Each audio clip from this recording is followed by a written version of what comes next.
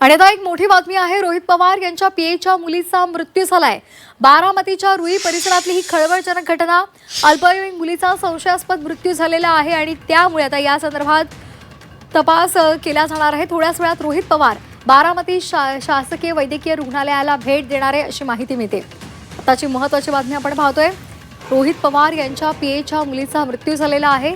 हा मृत्यू संशयास्पद आहे आणि त्यामुळे या संदर्भात चर्चा सुरू झाली आहे। बारामती रुई परिसरातली ही खळबळजनक घटना।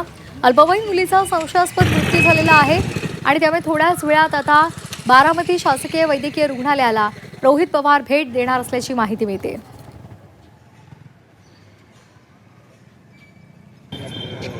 त्यामुळे आता या मुलीची हत्या की तिने आत्महत्या केली या संदर्भातल्या चर्चा सुरू झालेल्या आहेत।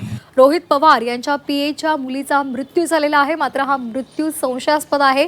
एका अल्पवयीन मुलीचा अशा पद्धतीनं संशयास्पद मृत्यू झाल्यामुळे वेगवेगळ्या चर्चा सुरू झालेल्या आहेत।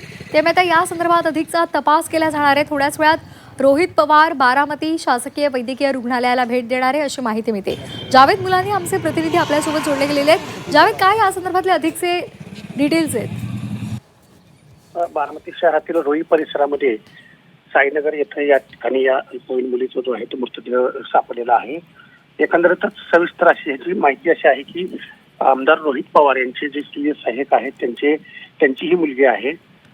अल्पवयीन असून तिचं वय 14 आहे आणि घरच्यांची आणि तिची थोडी वादावादी किंवा आईची आणि तिची किरकोळ भांडणं झाली होती असं देखील म्हटलं जात आहे। आणि त्यामुळे ती रात्री घरातून बाहेर निघाली होती आणि घरच्यांनी मिसिंगची तिची केस त्या ठिकाणी दाखल केली होती आणि त्यानंतर जे आहे ते आता ही तिचा मृतदेह सापडलेला आहे। त्यामुळे ही हत्या आहे का आत्महत्या आहे याची माहिती जी आहे ते पोलीस घेत आहेत।